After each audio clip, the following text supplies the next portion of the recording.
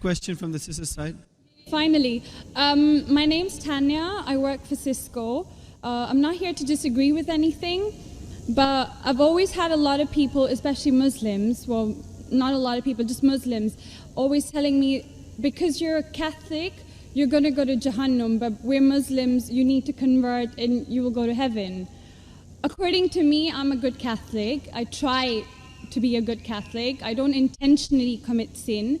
But does that mean because I'm a Catholic, I'm going to go to hell, and if I'm a Muslim, I'm going to go to heaven?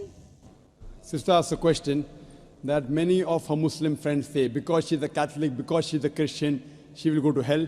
That is it true that because she's a Christian, you will go to hell? Sister, according to me, if you're a true Christian, if you truly follow the teachings of Jesus Christ, peace be upon him, inshallah you shall go to Jannah. Okay.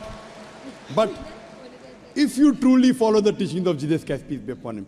Jesus Christ, peace be upon him, said, seek ye the truth and the truth shall free you.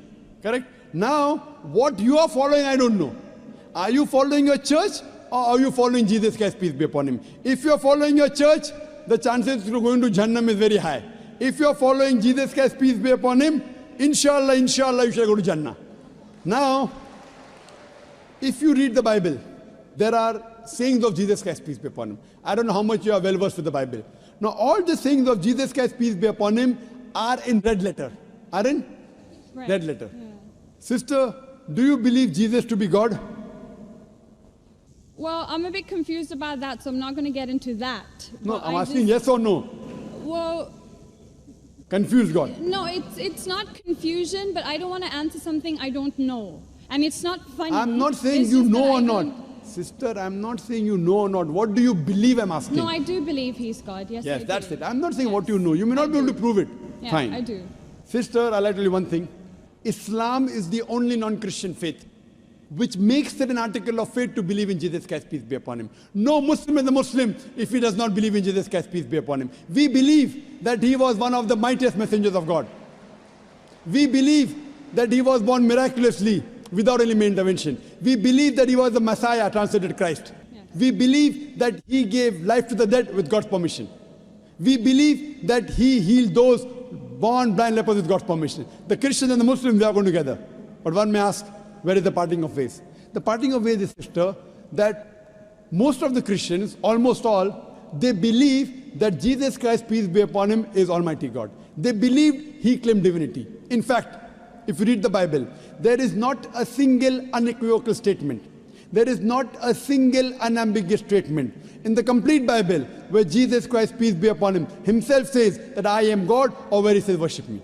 Sister, if you can point out a single unequivocal statement, a single unambiguous statement, anywhere from the Bible in which Jesus Christ, peace be upon him, himself says that I am God, or where he says worship me, I am ready to accept Christianity today.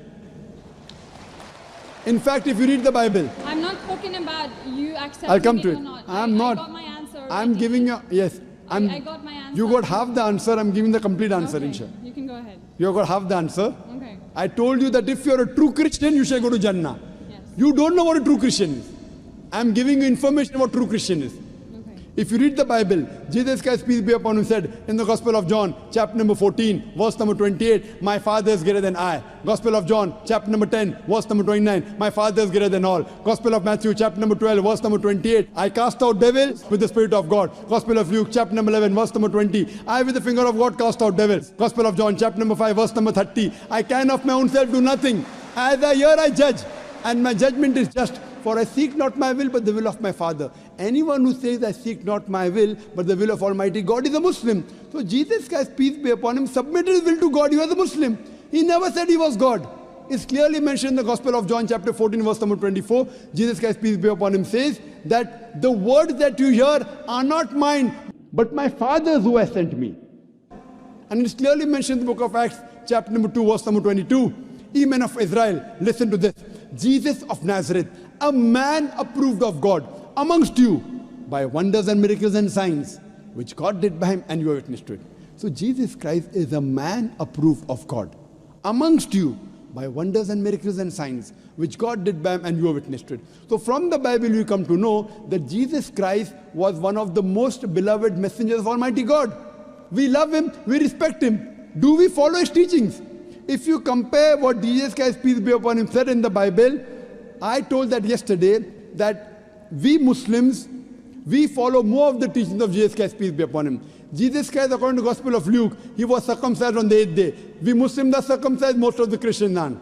Jesus Christ, peace be upon him, said, you have to follow each and every law. Gospel of Matthew chapter 5, verse number 17. Everything of the Old Testament, you can't break one law or dot or a tittle. As I mentioned in my speech, it's mentioned in the book of Deuteronomy chapter 14, verse number 8, in the book of Isaiah chapter 65, verse 2 to 5, and the book of Leviticus chapter number 11, verse number 7 to 8, that you should not have pork. We Muslims don't have pork, but most of the Christians have pork.